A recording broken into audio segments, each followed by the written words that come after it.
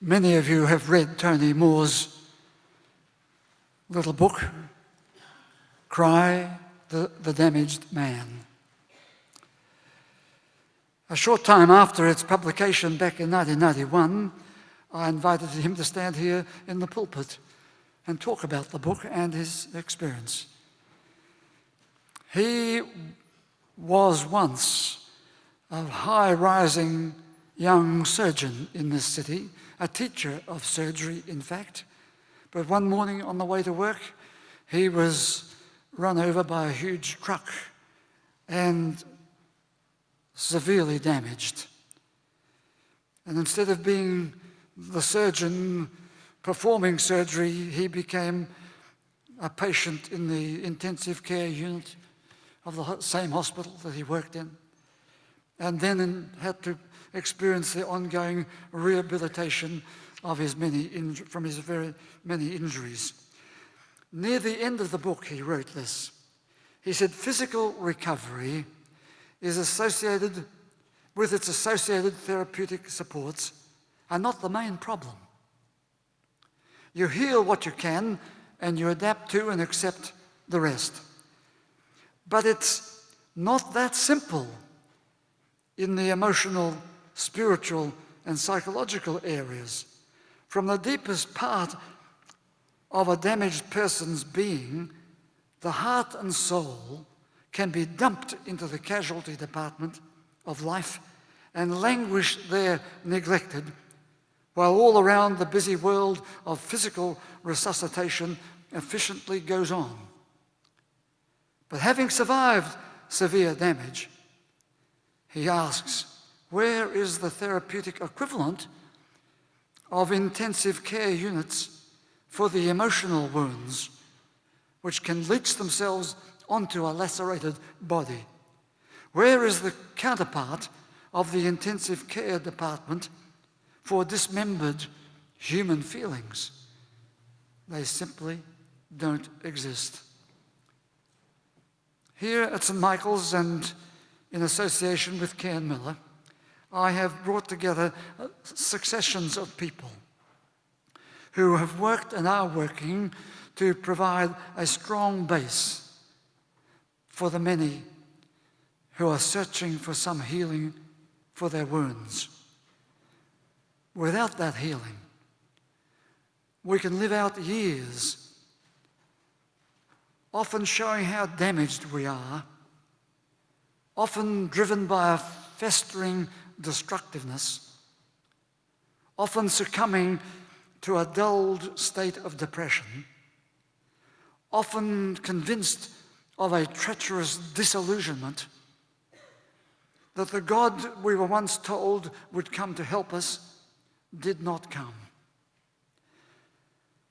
That the church, instead of helping us, frequently hurt us and left us stranded.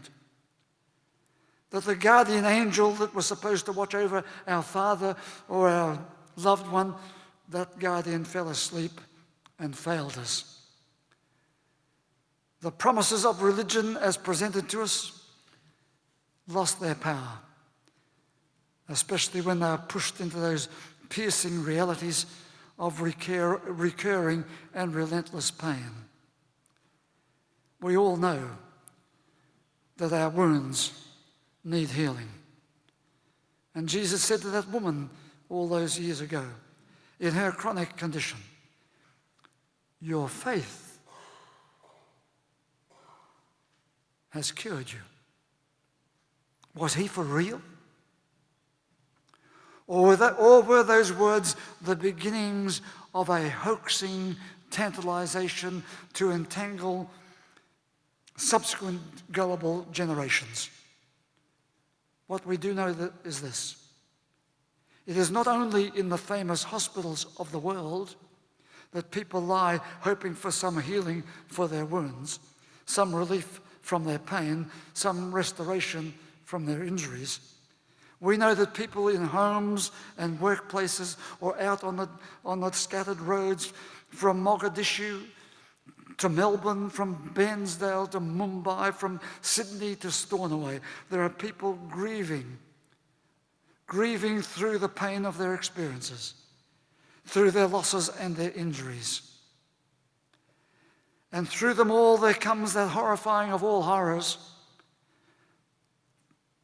that there is no healing, no consolation, no explanation, only the persistent striations of deepest anguish in the human heart and soul.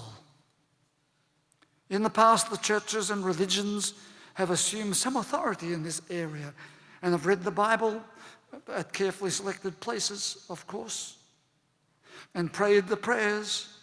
Here is hope, here is comfort, here is consolation, here is something for you. But people in their pain were likely to say, "You're not talking to my pain. The words you speak do not speak to my wounds." In my books on trauma, I have identified 6 of the major life traumas. Because in order to bring some healing to the traumas and their wounds, we need to identify which wounds, what kind of trauma. Different traumas require different treatment. I'm going to take you through some of the wounds. First, we all know, I think, at some point in our life we will know it, the wounds of a lost love, a damaged love, a lost parent, a lost lover, a lost child, a lost friend. The experience of loving someone. If you've loved someone, you know how that experience brings a vast change to your life. People who know that experience know that at that time they are more alive, they feel more confident, more daring, more curious, more generous. But when they lose that loved person or that loved object, they also lose that expansive presence of themselves. And so there is a retraction. The heartbroken mourns not only the loss of the person or the object, but the loss of that state of being in love, that expanded sense of who they once were and what they hoped would be, their expanded state, their blissed state for all time. So there is one wound that needs healing. With that wound, there is the wound of a worldview collapsing. That world of assumptions, that life philosophy that once stood as in good stead, but has now been shattered. The idea that there was somewhere there was an intervening God, gone. We believed in a good world, that certain things would happen in a certain way, and they did not happen that way. So our worldview becomes damaged, and we're left floundering. Thirdly, there is the wounded self-image. Some people talked about a wounded vanity or a wounded pride. The image they had of themselves has been wounded. We see it in politicians, in leaders, we see it in teachers, we see it in parents, we see it in ourselves. A wounded pride. And it's a loss of face that goes with it, and how difficult it is to heal that wound. Fourthly, closely associated with that self-image is the wound of the social self, the social failure, the collapse of one's career path, the realization that what might have been once will now never be. And fifthly, there is the wound that is inflicted on us by other people. Other people do some terrible things, even within the church community. Kindness, I read about kindness, but sometimes kindness seems to vanish and we become cruel. And the person on the receiving end says, how could I ever forgive? How can I really forget? We remember that we were once like the birds, But now, because of what has happened, we go through life with one wing injured, and we cannot fly again. And then sixth, there is the wound that life out there somewhere inflicts upon us, that hard blow, the shock that we never expected to occur, the unpredictable event, the shock that the God story that we often hung on to, even from childhood, seemed to have nothing in it, the wound that the future is doomed to be full of hurt, full of sadness, and often full of tears. So what do we do with our wounds? Let me just run through a few things straight off the top. We need to drain our wounds from the poison, the angry, despairing emotions, the negative emotions. You know that from your physical wounds. They need to be drained. We need to give them space and time to heal. We need to avoid further aggravation. Yes, if you've been wounded, we need to avoid ongoing aggravation. We need to find effective protective comforts. We need to refocus our mind and our emotions. We need to invoke new and different sources of healing. And we need to recover the energy of faith. Not so much a religious faith in the religious view, in the traditional religious view, but a faith that is in something in the future larger than ourselves, larger than our wounds. Our future is larger because we know we can be healed. So having run through those, I'm now going to give a little more attention to this process of healing. I often recall Tennyson's poem that brings home the finality of things and the way that no consolation spontaneously comes, and we have to work on it. The king had died, and his worthy supporters under Lord Bedivere placed his body on the barge and pushed it out onto the water. Long stood Sir Bedivere, revolving many memories, till the hull looked one dark spot against the verge of dawn, and on the mere the wailing died away. The king was gone. And the poem had Bedivere watching, listening, trying to get a glimpse of the good things of the past, and then turning to look to the good things that could emerge in the future. It is great poetry. But for Elie Wiesel of our time, the wounds of wartime suffering, the Holocaust, the hell in its actuality, and the hell of its aftermath seem to offer no doorway to that son and survivor of that terrible experience. And Elie Wiesel, in later years of his life, said, "We're here to bear witness to that suffering. And we're here to bear witness to the courage of those who purposed to survive." From time to time, all too often, I too bear witness to the horrifying wounds of some tragedy. Wounds that affect the current generation, and if we can't bring some healing, it will affect generations and generations to come. True, some pray to their God even though he seems to be absent. Some go to the sacrament hoping for that healing of bread and wine. Others know they need someone to lean on.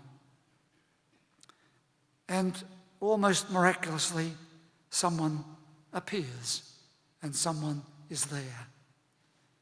Others again tried to shut it all out. It is too horrifying.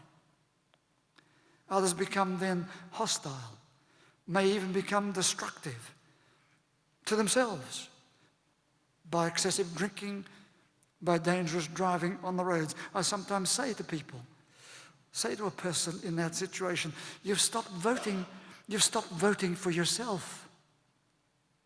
You've stopped voting for yourself.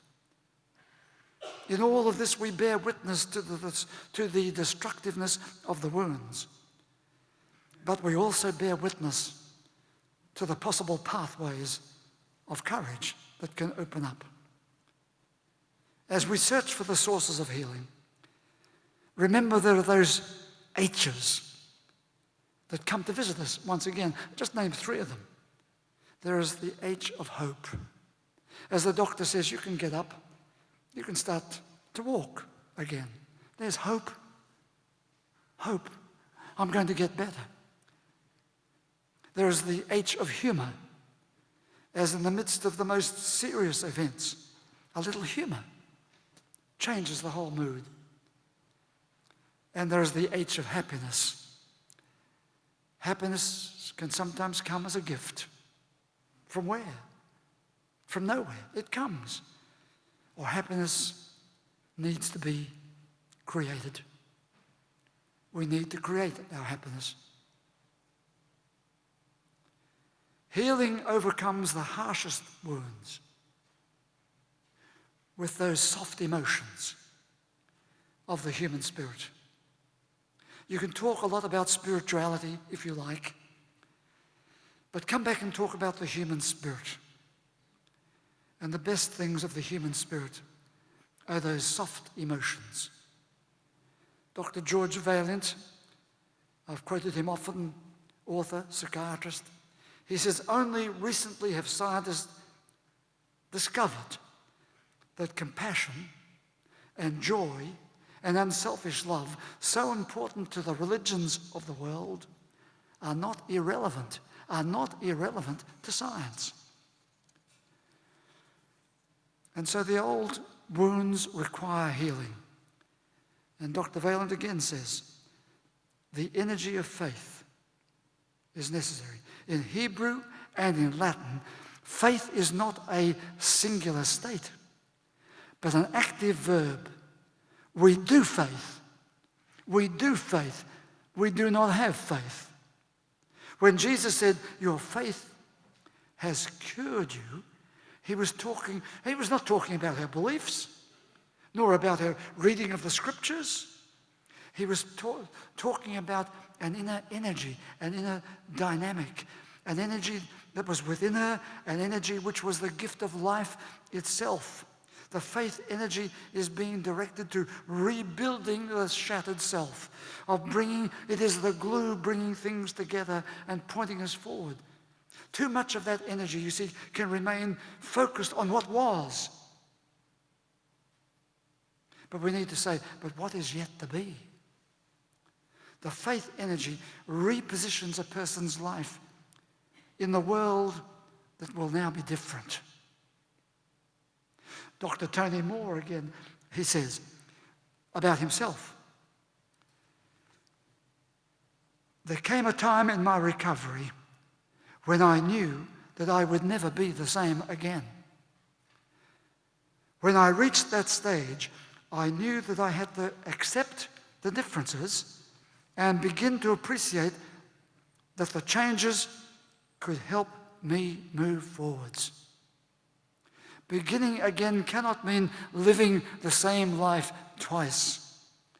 What was has changed, he said. What is will change. The faith energy releases us to know ourselves better and to know life better. I know it is easy to say, but there is a rebuilding of our worldview. It means our old wounds begin to heal. And a new faith is needed. And it speaks not to a suffering Jesus that traditional religion has so emphasized, but to a Jesus pointing to life, to a new meaning and a new purpose. to a new aliveness and a new expansiveness. Too often we become weighed down by the winter of our discontent. But it's springtime, isn't it? Does the spring keep focusing on the coldness of the winter? Rather, we see in all the colors that spring is all forgiving, all excitement, all expansiveness, all exuberance. It is an outward sign, a glorious outward sign of what can happen for us. A glorious outward sign of a new faith in the strengthening sacrament of life that echoes those words of Ernest Hemingway when he said, "The world breaks everyone. And afterward, many are strong at the broken places." Would you please stand?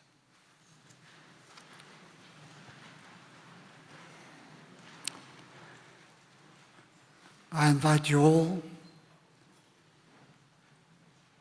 to prepare to receive the bread and wine, because this is the faith energy, the energy of faith that says, as we are open to it, the bread and wine becomes part of that good spirit in the world. We take it into ourselves and we carry it out into the world. Holy, holy, holy, Lord God Almighty, early in the morning our song shall rise to thee. Would you sing the communion hymn?